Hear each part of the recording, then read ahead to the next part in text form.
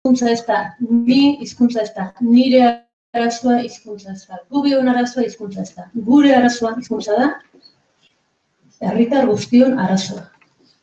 Feminismoa ez da nire arazoa, edo emakumeen arazoa ez da nire arazoa, ez da gubiona, ez da emakumeena da herritar guztien arazoa. Alegia, nahi etxean gertatzen zaidana, hizkuntzarekin dela, edo emakume izatearen harremanetan gertatzen zaidana, politikoa da. Osa, gizarte sare baten, gure gizartean,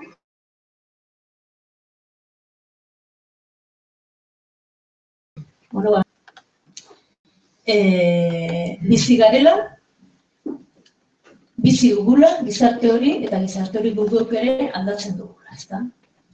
Horaz, lehenengo puntuan nik esaten dut, euskaltzalea naiz, feminista naizelako, eta alderan, bai? Eta honekin zer esan nahi dut? Honekin esan nahi dut, nire esperientzia vitaletik, ni euskaltzale nintzala, euskaldun nintzala, edo beste modu batea esan da, ni espainola ez nintzala, espainolduna, esaten dute, eta mutila ez nintzala, ni momentu berean enteratu nintzen, bai? Alegia, edo ez nintzela mutilen berdina, eta ez nintzela erdaldunen berdina. Eta, hori izan zen, nire generazio hori gertatu izan zaion bezala, ondorengo ez dakit, konfrontazio egoera batean.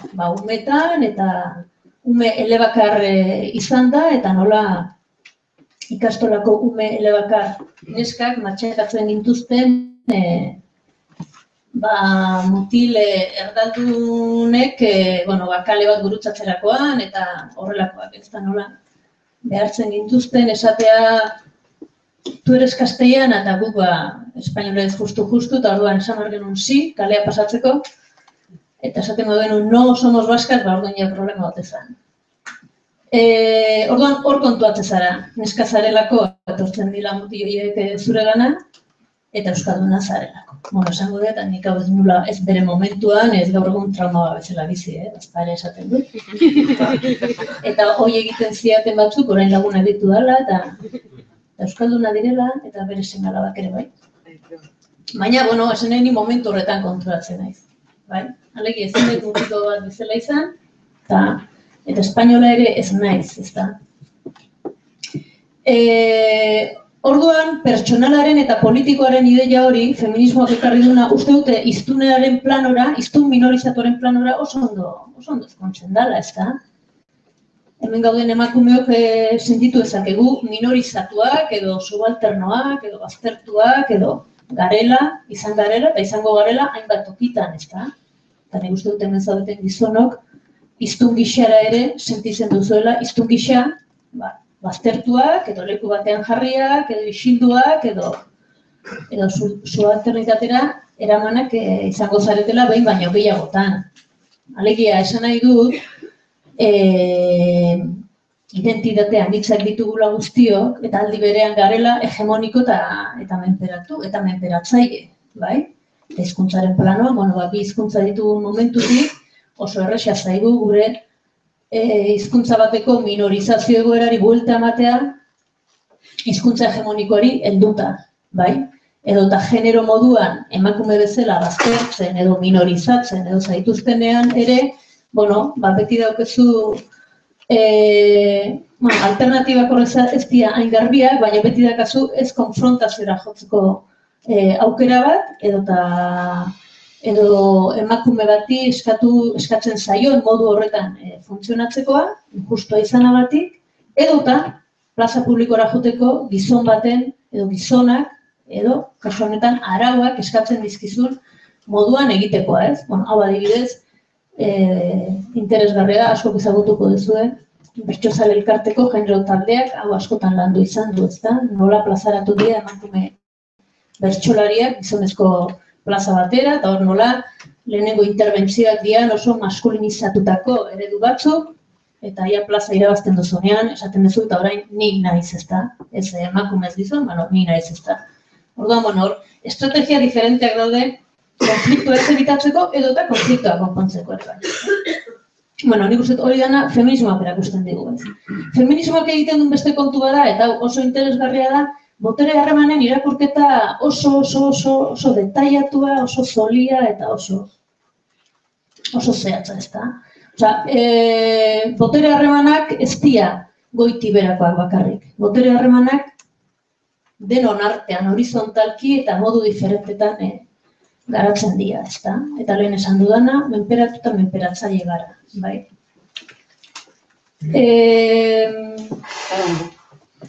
Orduan, botere harremanak zerikusia du gizartean oroar, baina bereziki plaza publikoari dagokionean, nun kokatzen zaitun zure izateko ezaugarri horietako batek, ezta? Adibidez, iztun minorizatu izateak gizartean leku batzuetan kokatzen zaitu eta beste leku batzuk ukatu egiten dizkizu. Bai? Baiketara bari bazoaz orain.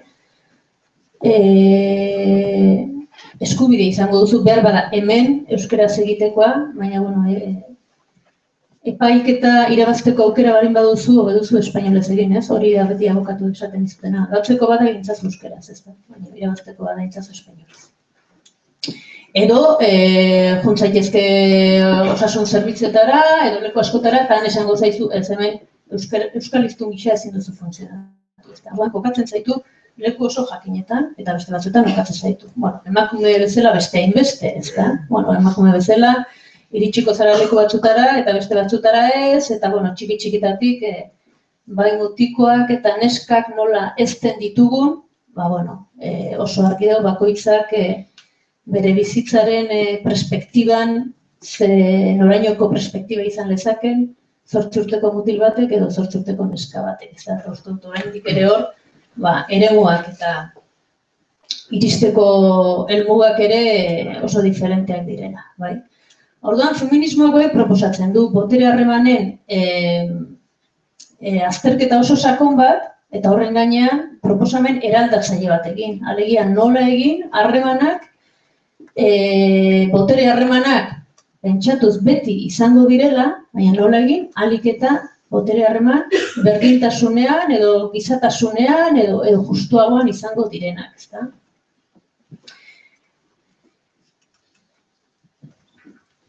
Privilegioena, hau ere bada kontzeptu bat feminismoak erabiltzen duena, eta iztunok ere erabiltzen duguna, ezta? Azken finean, desberdintasunak edo desberdinkeriak, ez dakit nola esan hartu denuken, desberdinkeria, irutzezat egokia gote den, privilegiodunak dakartza, gizarteak banatzen ditu, batzuk privilegioak dituzte, heinean besteak ez dituzte, eta hori bereziki eremu publikoan, prestigioa eta privilegioak eremu publikoan banatzen dira, eremu pribatuan prestigio gutxi dago, eta hori neurri batean aurki joko bada. Esan nahi du, euskal hiztunak sartu behar badute lan munduan, edo osasungintzan, edo justiziaren eremuan, edo, berdin dite, hain naiz administrazioko erakundeak aipatzen, baina izan daitezke gizarteko beste eremu batzuetan, esan nahi du, erdaldun elebakarrak kendu egin barko direla. Hori nahiko matematikoa da. Baldin eta aurki gehiago ez badira jartzen. Gertatzen dena, aurkiak normalean mugatuak izaten direla. Eta feminismoaren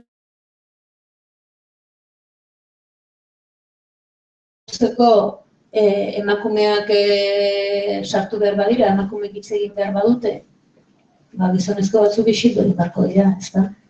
Aurkia utzi barko diote beste bati. Horra ipatu dut kuotarena, ezta? Feminismoak erabili izan duen, nahiz feminismo guztiak ez egon behar badagoz, baina kuotak feminismoak erabili izan duen tresna bat emakumeen presentzia garantizatzeko.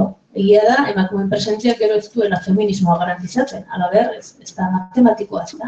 Dio da ideologio kontua, baina hiztunen kasuan ere kuotoren elementuan nik uste dut interesgarria dela kontuan hartzea. Feminismoak egin duen beste kontu bat, Eta hori berbada gure debatearen erdian jarri liteke eta da privilegioa duten hoiei interpelazio zuzena egin. Eta hau da gatazka sortzea, ezta? Alegia problematizatzea edo politizatzea edo Mikelek eta esate zuten bide horretatik, ezta?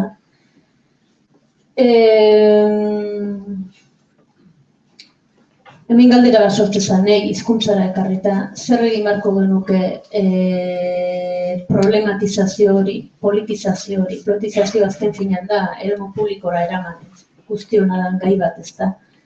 Euskaldun versus erdaldun, elebidun versus elebakar planteatu beharko genuke, nik uste dut ez. Ez dut uste bereziki ez darako eraginkorra, Baina, privilegio dunei interpelazioren bat egitea ere, pentsatzeko kontua litzateke. Feminismoak ekarri digun beste gauza bat benetan interesgarria, ez da desnaturalizazioa. Alegia mundua ez da horrela dalako. Mundua deseraiki eta eraiki egin daiteke, bai? Osea, emakumeak ez gara horrela, sexuz edo biologikoki horrela garelako, baizik eta gizarteak egin gaituelako, gizarte egiten dugulako, eta beste gizonak, Horrek esan nahi du, ez garela perez, baizik egiten garela, bai? Edo egin egiten gaituztela. Emakumeak egin egiten gaituztela, gure hezkuntzakin eta ikasten dugula, nola jantzi, nola orraztu, nola hitz egin, nola egon, nola eseri, nola hanka gurutzatu, nola mila kontu, bai? Normalean, naturalizazioa, hori zapalkuntzaren estrategia bada, subordinazio kasu guzti edo gehienetan erabiltzen dana, ez? Arrazaren kasuan, eta beste mila kasutan beti naturalizazioa erabiltzen da. Alegia, zu naturaz horrela zara, beraz ez duzu irten biderik, bai? Orduan, euskara dago euskararen tokian, hizkuntza mugatua dalako, hizkuntza basatia dalako, beti entzun izan ditugun gauza horiek, ez? Etxekoa, hizkuntza aula, eta berriro esango dut, hizkuntza aula dalako.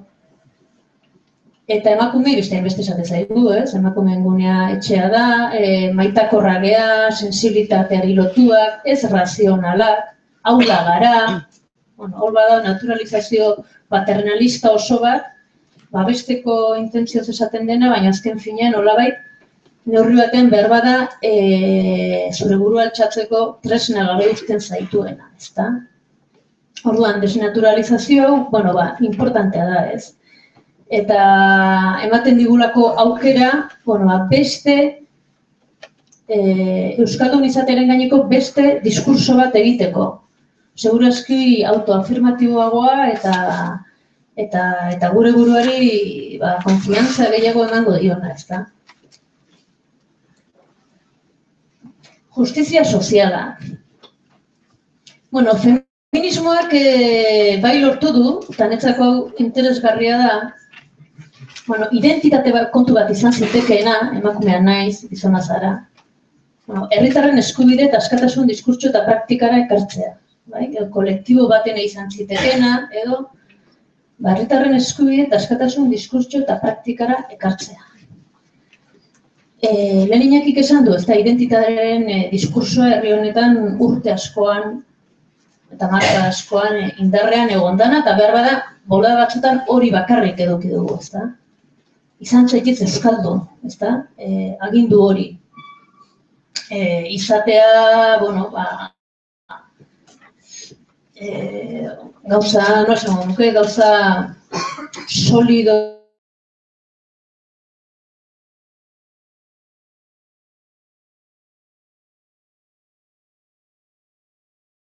bezala egin ezazu euskeraz, ez da?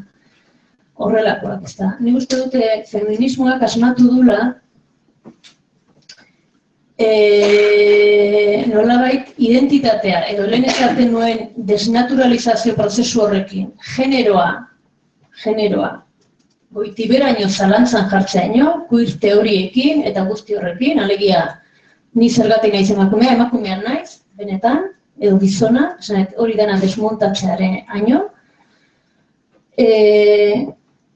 bueno, bai lortzen dula nolabait identitatearen karga handi hori, gaur egun bizi dugun postmodernia honetan, eta nik uste postmoderniaren parte batean bizi garela.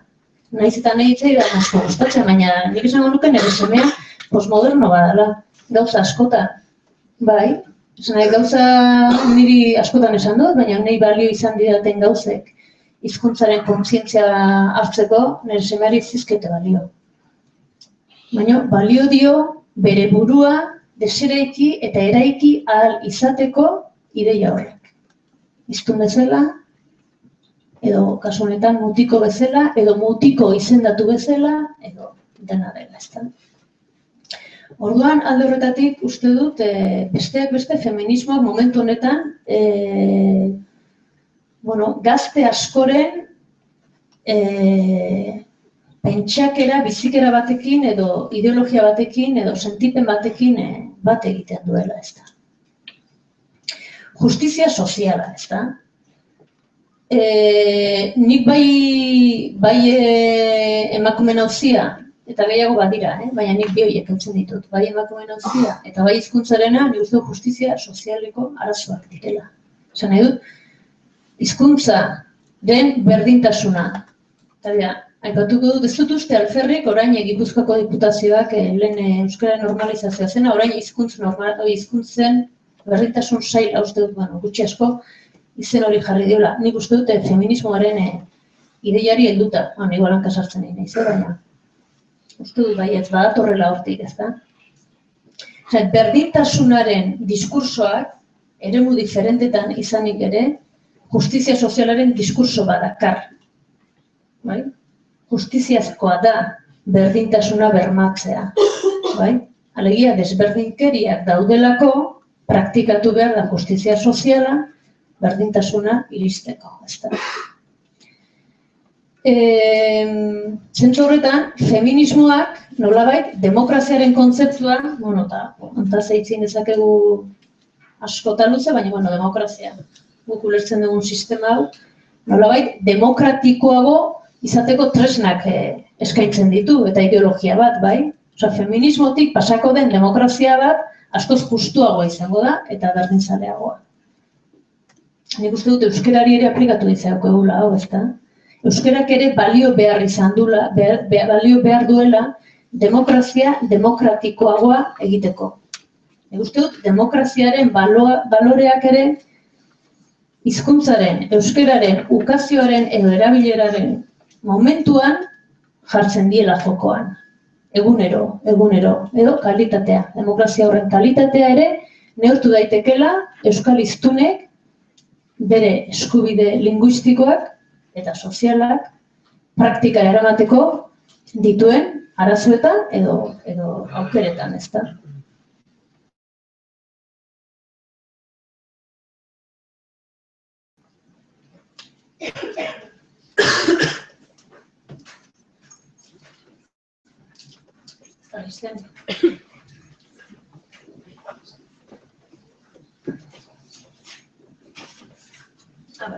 Beste ideia, labur, intersekzionalitatea, importantea, feminismoak aipatzen duna. Feminismoa azken da, esan daiteke, beste historia bat egin daiteke, baina sufragistekin azten barin bada, emakume liberal zuri eta burgesen boto eskubidea eskatzen, bandik 40 urtera etortzen die emakume beltzak, etortzen dira deskolonizatutako herrialdetako emakumeak, etortzen dira emakume lesbianak, eta orduan esaten diote feminismoari nola izan liteke feminismoa emakume zuriek luxuzko erietxetan abortatzeko doaneko eskubide eukitzea soilik. Eta guz gara emakumeak, zer gertatzen da gure arrazakin, zer gertatzen da gure klaseakin, zer gertatzen da gure esklabotzakin, zer gertatzen da gure kultura eta hizkuntzekin. Hizkuntza ez da gehiegi sartu feminismoaren intersekzionalitatean, baina sartu da. Gu ari gara sartzen. Intersekzionalitatea esan nahi du azkenean feminismoa bihurtzen dela eremu oso diferentetako emakumeen arteko borroka puntu batzuetan adostasun minimo batzutara iristen dana. oinarritutako puntu bada indarkeriaren kontrako borroka. Gero, diskusio handiak egongo di barruan, eredu diferentetan, baina gutxienez, intersekzionalitate hitzarekin, esate dute bai, emakumeek edo generoak zeharkatzen dituzten eremu asko, oidanak feminismoak bere egin behar ditu, ezta? Hizkuntzaren adibidez, Galiziatik ari dira lantzen. Eta gero badira hizkuntzaren eta feminismoaren arteko loturak egiten direnak, eta pixkat immigrazioari lotuak, ez da guri asko balio diguten, baina zer gertatzen den kasuak daude, epaiketa kasuak daude, Australian, demagun, aterazan hizkuntzaren bueltan bat, uste zela emakume musulman bat nola senarrak jo zuen edo horrelako zerbait eta ingelesez ez jakitearren eta naiz eta poliziari eta laguntza zerbitzuei deitu ingelesez ez txekielako ezin izan zuten hartatu eta horrelakoak eta epaiketa egintzenean nola ingelesez ez jakitea kasu horretan hizkuntza txiki edo esango dugu, txikia ez, baina subalterno bateko hiztun izatea bere kontrako epaia atera zen, ezta. Eta hor, mobilizatu ziren batzuk, esan ez, nola leiken hizkuntza izatea desberdinkeriaren zera hori, ez? Hori justifikatzeko, ez? Esate zuten, ze inorri gaur egun ez diogu eskatzen ez hizkuntza aldatzea, ez hori barkatu. Ez diogu eskatzen erlijioz aldatzea emakume horri, ez kulturaz, baina eskatzen dugu hizkuntzaz. Eta bestela hizkuntza espadu aldatzen, ez du eukiko gizarte babesik, ezta? Hori izan zen, orain dela 2 urte, debate handi xamarra sortu zuen, gai bat. Ulertzeko genero eta hizkuntza ere gurutzatzen direla. Orduan, intersekzionalitateak hori dakar. Feminismoak bere egin ditzazkela beste borroka asko. Eta orduan, horregatik, horti dator planteamentua, ez? Izan gaitezke euskaltzale, lehenengo alderantziz izangoet. Izan gaitezke feminista euskaltzale izan gabe, eta da, feminismoak Euskal Herrian planteatu duen, feminista batzuk planteatu duten galdera. Izan gaitezke feminista euskaltzale izan gabe? Jakina baietz. Baina jakina ez. Alderantziz, izan gaitezke euskaltzale feminista izan gabe? Jakina baietz. Baina jakina ez. Ulertzen da, ezta? Nire diskursoa partikularra da, baina universala izan da din nahi dut. Hori ganak,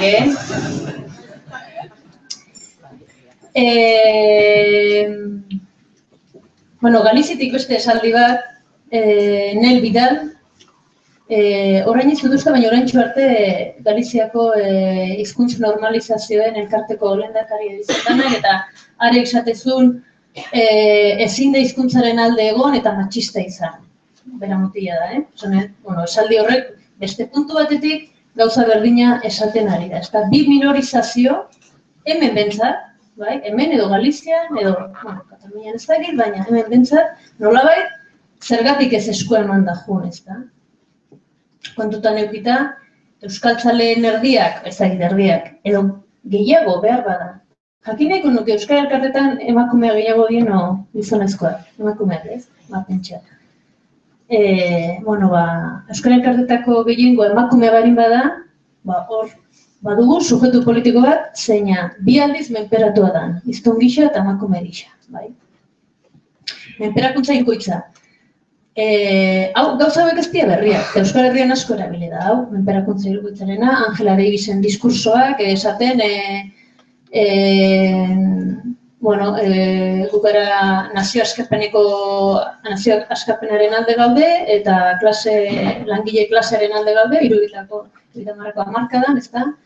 Eta hoizian nolabait, ezker esango dugu, ezker abertzale zabaleko ideologiakoak, ez da? Nazioa eta borroka soziala, ez da? Holako menperakuntzak eman dira.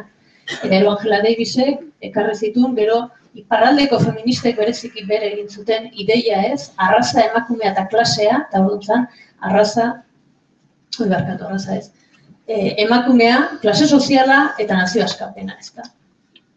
Nazio askapena kasu garai hartan, segurazki izan euskerarekin zentro-zentroan lotzen, baina arraza hori ere bada nik uste dut hizkuntza, esango nuke baietz. Bueno, feminismoak ematen digun tresna nagusi bat eta boteretzearen kontzeptu horretan, lehen ia zigorre lortzak, aurten Mikelek eta askotan entzuten ari garenak, alduntze eskola horiek, ez da? Nik hori asora luzeko horren berri dakit zerbait, eta beste bat aldiz Basauriko Marienea, emakume taldeak, beste aldetik, euskararen aldeko movimentu bat, proposamen bat, oraintxe ari dira egiten, ez? Orduan, hor badago, naturalki izango nik, jakinda naturalik ez dela zer existitzen, naturalki komatxo artean lotu daitezkeen diborroka. Bueno, boteretzea zer da? Bueno, feminismoak dio. Gauza bada jakitea. Jakin, ni minorizatua naiz. Edo inor minorizatua dago. Bai. Jabetzea da ni naizela kontuatzea ze momentutan minorizatzen nauten. Alduntzea izango litzateke. Bueno, minorizazio horri aurre egiteko tresnak bereganatzea. Bueno, euskaren gainean, adibide garbi bada, TELP ikastar bat egitea, ezta? Neurri batean behar bada gauza individual bat izan diteke, ez? Edo emakume bezala nik ze tresna beharko nituzke, halako egoeratan edo, nola aldundu naiteke, esateko izu, baina hola, ezta? Eta bestea da boteretzea, jabekuntzarekin ere nahastutzen da, baina, bueno, bereizketa garbiago egiteatik boteretzeak ja proposamen politiko bat dakar, ezta? Eta eraldatzea du helburu. Orduan nolabait, boteretzeak esaten du, bueno, goazen gizartean eragitea, goazen proposamen bat egitea, denok dakigu emakume bezala deseraiki gara, berriro eraiki gara ez dakize nola, genero bat, beste ez dakizer, baina badakigu nola ze tresna ditugun, baina ze ingo dugu kolektiboki, sozialki, politikoki, nola antolatuko gara, zer egingo dugu, ez da? Eta hor proposamen politiko bat, edo botere harremanak beste modu batez egiteko, gizon emakumeen arteko harremanak beste modu berdintzalega batean egiteko harremanak sortzea, ez? Horregatik du eraldatzeko bokazio hori, ez? Eta hor jartzen dut, alduntze eskolak, bukatu da, alduntze eskolak, bueno, segurazki feminismoak 2000 garren urtetik edo hortxe hasi zen herri askotan antolatzen eta Mariluz Estebanek esaten du herri honetan egon diala bi fenomeno importante gizarte mailan nolabait hezkuntzari edo eraldaketari lotuak eta esaten du bat ikastolak izan direla eta bestean alduntze eskolak ez da. Eta ni ziur nau ikastolak garai batean alduntze eskolak zirela, neurri handi batean. Gaur egun, ez dakit. Ez dut ezagutzen, ez dut esaten ez dut ezagutzen.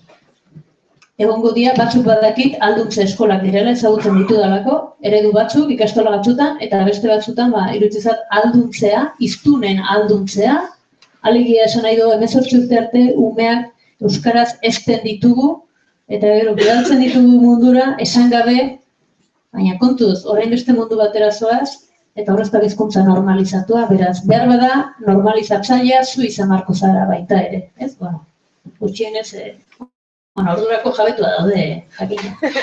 Baina, ideia hori, ez? Baina, bueno, behar bada ikastolak alduntze eskolak izan litezke, ez? Bueno, eta ja bukatzeko, gorputzaren garrantzia, norbaitek hemen zehatu du, eta feminismoak askotan esaten du, esan dute gorputza, norberaren gorputza eta gorputz soziala, ezta?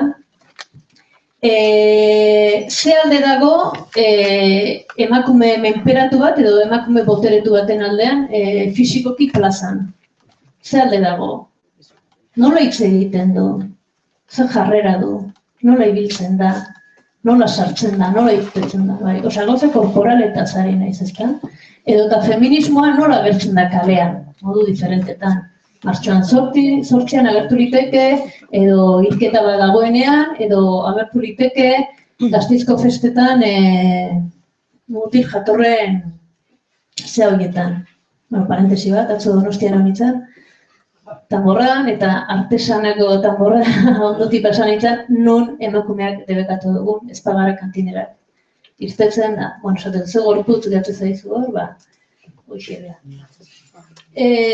Iztun gisa ze gorputz dakau, bakoitzak leku batera sartzerakoan, ez sartzerakoan, eskatuko dut, ez dut eskatuko, nora noa, banator, burua makurtzen dut, goratzen dut, kontra egiten badiate, alde egiten badiate, bai?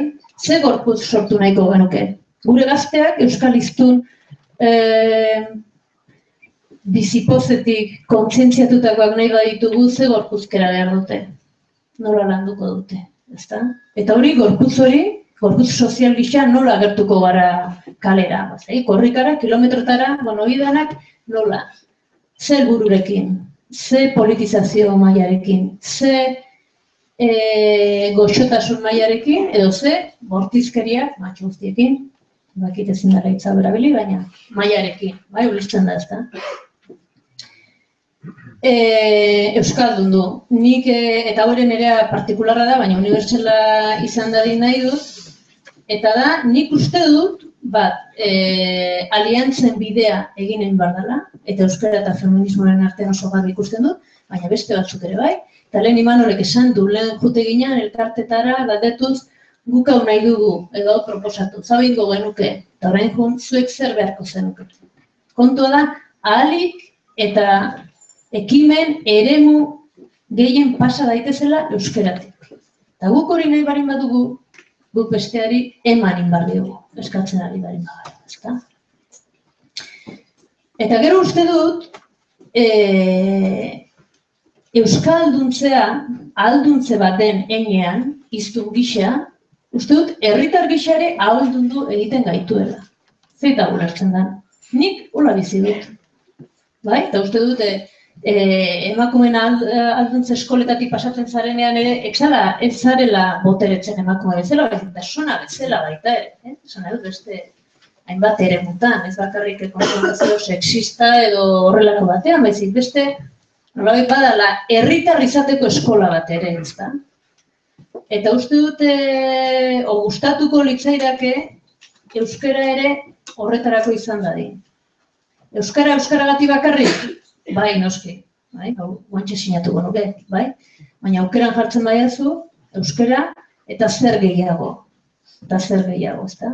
Zer gehiago, ze balio gehiago, ze harreman mota, ze gizarte, ze herritar, ze parte hartze politiko, ze nola ingo dugu guztia, ez? Eta hori, besteak beste, euskaratik pasaraziko bagenu, nila lasai hilko naiz.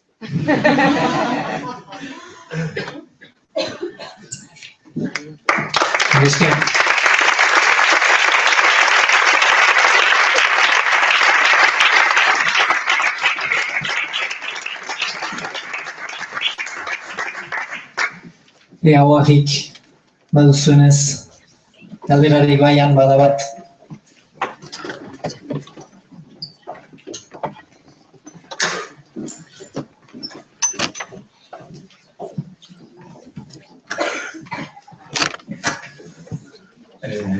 Kaixo, Gorka Arbulo naiz, Gasteiztarra, Naikako kidea. Metodologia dela eta ez da luzatzeko orain, baina ez dakit arratzaldean Iñaki, Imanol, Mikel egongo diren, orduan, galdera edo zarantza korala denez, zuretzako ere bai, Lorea, baina zu arratzaldean egongo zara igual, 2. puntuan, elkarrezketan itxegin izango duzu horri buruz, baina, bueno. Bi momentutan euskalgintzak hartu dituen erabakiak euskarak batzen gaituela, eta niztazuna, horri buruz hitz egin da, hemen gehienok adin bateko agarata, nik behintzat Gasteizko esperientzia izan da, batzen gaitu, baina nik duela 25 urte bi estizio bizi izan dituen euskalgintzan, batetik AEK eta AEKaren artekoa, eta bestetik euskara taldea zela eta bagare eta geuren arteko banaketa.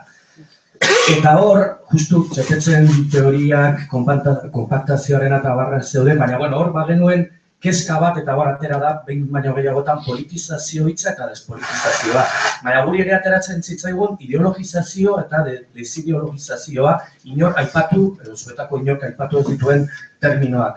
Ez dakit gauza bera den guztientzat edo ideologiarena ez den sartzen, eta feminismoa eta euskaltzaletasuna lotuta, nik beti egin diot galdera bat nire buruari. Izan zaitezke feminista eta eskuindarra, eta horri begira, izan zaitezke euskaltzalea eta eskuindarra, Matxismoa aipatu dugu, baina, bueno, matxismoaz areago doa niretzat eskuindarra edo izatea eta orain badaki ez dagoela denborarik erantzuteko, arratsalderako eta ideologizazioaren eta bar, Iñaki eta bar, eta Iñakik ere ezagutuko zuen geu eta bagaren arteko banaketa, eta baita Ika eta Ekaren artekoa.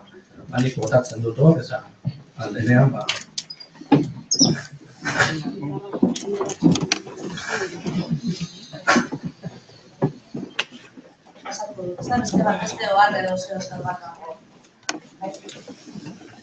Erantzune ez edoko ez, arratsalderak igual ez da edo? Hombre, Iñaki zer esan nahi badu, ez dakit, igual arratsaldean egongo da, ez dakit egongo den. Edo bestela esan dizadala pertsona.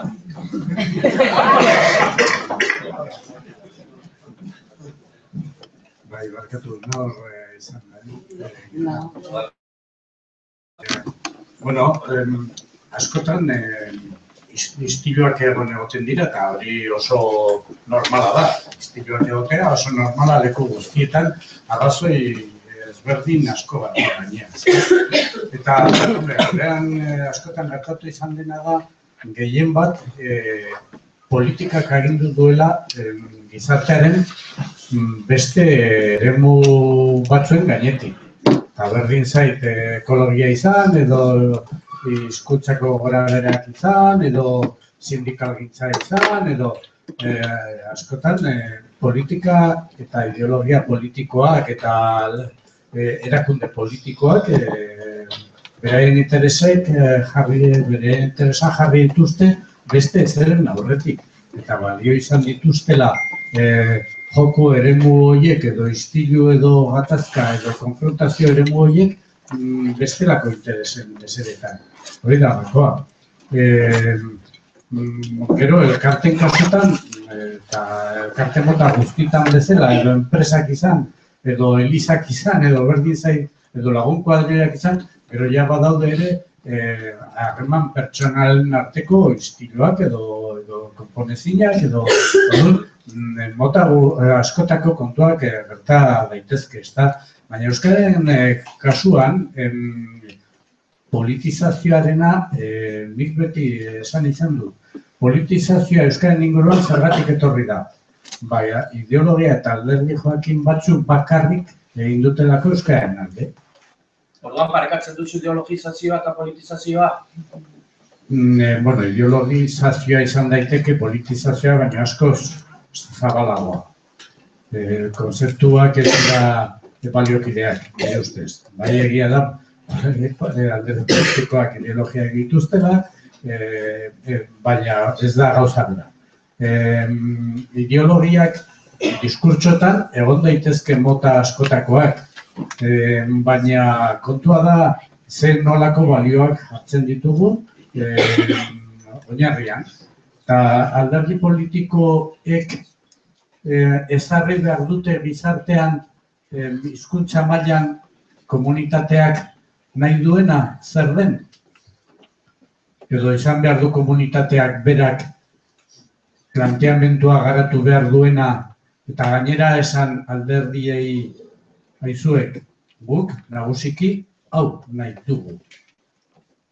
Orduan, alderdiek lukete erabiliko beraien indarra, beraien makinaria, beraien komunikazioa, hizkuntza baliatzeko beraien mesedetan. Baldin eta komunitatea gehien bat, edostasun erabatekoa ez da inoiz posible izango noski, baina gehiengo zabal-zabal batek joko arau batzuk ezartzen badizkie alderdi politikoei. Azkeneko bat gelditzu da pendiente eta ditxo, bai?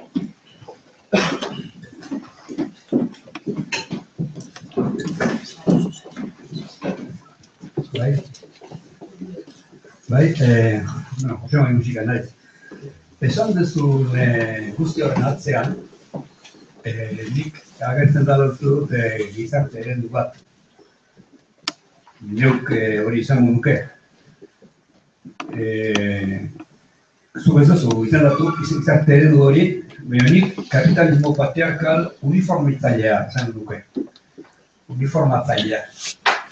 Eta hori daukagu hor gainean, eta horren inerziatan bizi gera.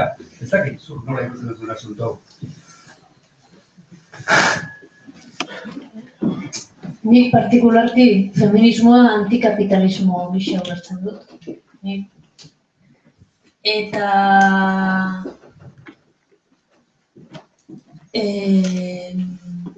kapitalismoa patriarkala da.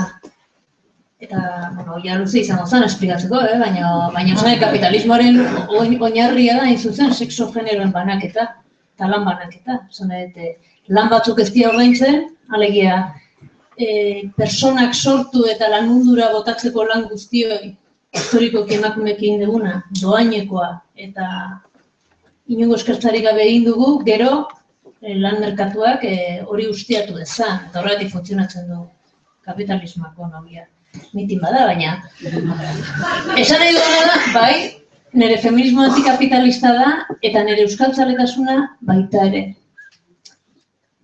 Zain uste dut kapitalismoak edo neoliberalismoak momentu honetan dijoala aniztasun guztien kontra, dala berdintzailea, dala inposatzailea, kulturena, hizkuntzena, bizimoduena, janariena, ideologiena guztiena, ez? Eta ideia guztan erea, eta uste dute ia, eta beste urte batzutan ere agertu dela, esan dut, euskeraren erabileraren galga, edo frenoa, ezotedan, besteak beste, ezotedan, ulertu behar, bizi dugun gizarte kapitalista honetako balioen arabera. Edo zer esana ote duten. Gure gizartea, anitzagoa, berdintzaleagoa, beste mentalidade bat, ezain lehiakorra, ezain hizkuntzek ere ez ote luketen leku sanoagoa eta errespetuzkoagoa izango. Ez uste kapitalismoa errespetoren kontrako, giza errespetoren kontrako sistema badala, oro bat.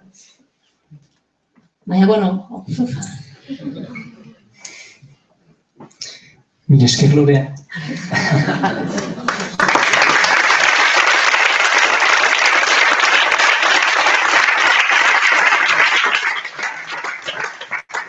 Esan bezala,